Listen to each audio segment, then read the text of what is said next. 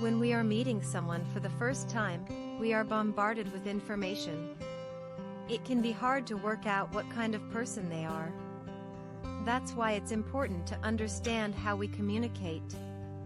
According to experts, 55% of what we convey comes from body language, 38% from the tone of voice, and only 7% from what we actually say. This means that when we meet someone for the first time, we have to take into account these three factors in addition to what a person's appearance may suggest.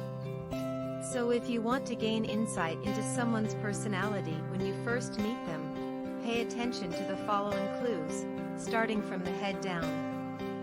Number 1. Eye contact. They often say that the eyes are the window to the soul. The key to knowing which kind of eye contact someone is giving you is to consider the context. For example, if a person literally can't take their eyes off you, it could mean there's a romantic interest.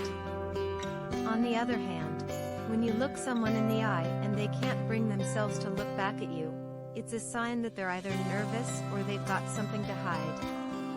That said, if you're talking with someone whose stare is making you squirm, especially if they're very still and not blinking, something is definitely up and they may be lying to you. Number 2. Eyebrows. If you want to see how comfortable a person is, take a look at their eyebrows. There are three main emotions that make your eyebrows go up: surprise, worry, and fear. Try raising your eyebrows when you're having a relaxed, casual conversation with a friend. It's hard to do, isn't it? If someone talking to you raises their eyebrows and the topic isn't one that would logically cause surprise worry. Number 3. Smile. When it comes to smiling, the mouth can lie, but the eyes can't. Genuine smiles has reached the eyes, crinkling the skin to create crow's feet around them. People often smile to hide what they're really thinking and feeling. So the next time you want to know if someone's smile is genuine, look for crinkles at the corners of their eyes. If they aren't there, that smile is hiding something. Number 4. What they say. If you're meeting someone for the first time and all they do is talk about their wonderful better half or praise their work colleagues, chances are they're a pretty decent person themselves. Studies show that the more people rate others as being kind, polite, loving, and well-mannered, the more likely they are to also possess these traits. However, the reverse is also true. Anyone backstabbing and describing others as manipulative and nasty is more likely to have these traits themselves. It's also possible that they have a history of depression or personality disorder. Number 5. Paralanguage. Paralanguage is nonverbal communication, such as your tone, pitch, or manner of speaking. Basically, it's a fancy way of saying that you need to pay attention to how someone says something. For example, if someone is answering you in monotone, they're likely unattached to your concept and not interested. Use of sarcasm is another good example. When someone uses sarcasm, what the person means is actually the opposite of what the words say. So pay attention to the emphasis they put on words and how they say it. It gives you a big clue as to what their true intentions are. Number 6. Side glance. People that are warm and open to meeting you will have their body facing you, and they will look you in the eye. On the flip side, if you've just met someone and they immediately glance away to the side, this is a subconscious body language sign. That means they are looking for an escape. Number 7. Frequent nodding. Nodding is usually a sign that someone agrees with you, but exaggerated nodding may signal in society about approval. When you're telling someone something and they nod excessively, this means that they are worried about what you think of them, or that you doubt their ability to follow your instructions.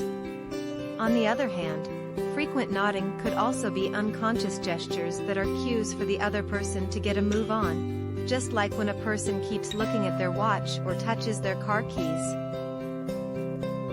Number 8, chin and jaw. Someone is trying to make a decision.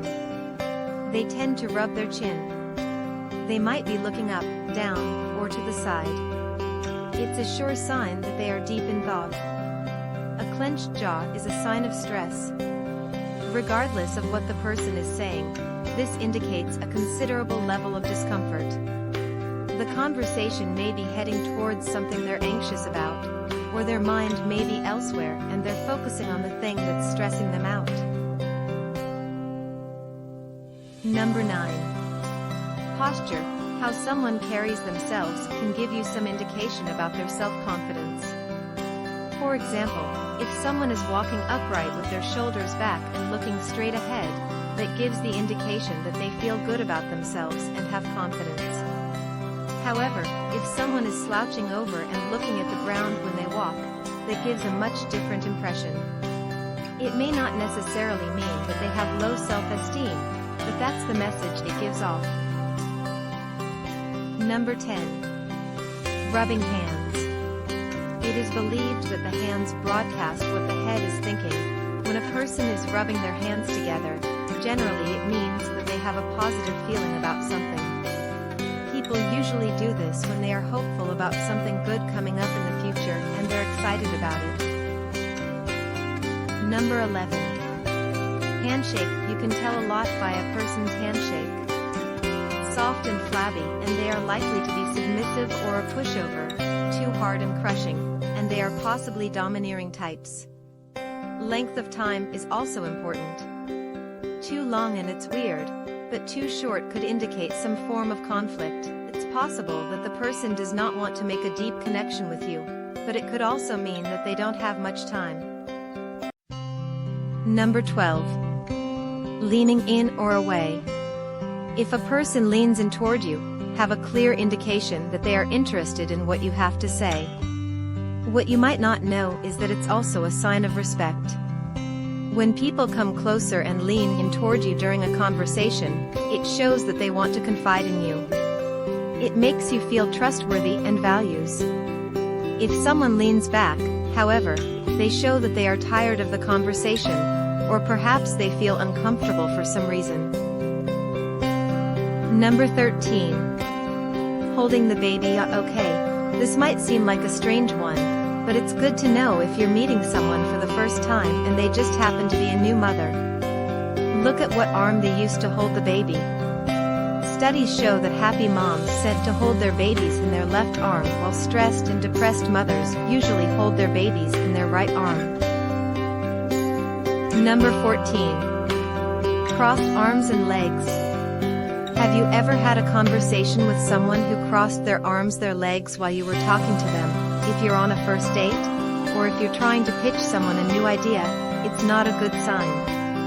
Crossed arms and legs are physical barriers that suggest the other person is not open to what you're saying. Even if they're smiling and engaged in a pleasant conversation, their body language tells the story.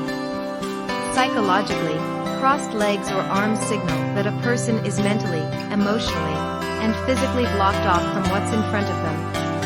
On the same note, the direction of someone are also quite revealing. The person that likes you will have both feet facing in your direction. However, if their feet shift towards the door, it means they've had enough and want to leave. Number 15. Choose a person's shoes can tell you a lot about their personality. Apparently we all make judgments about people's shoes, but studies show that they are pretty accurate. Nervous people will have new or very clean shoes. Amiable types will wear practical shoes. Calm people have an affinity for uncomfortable shoes, and aggressive people wear ankle boots.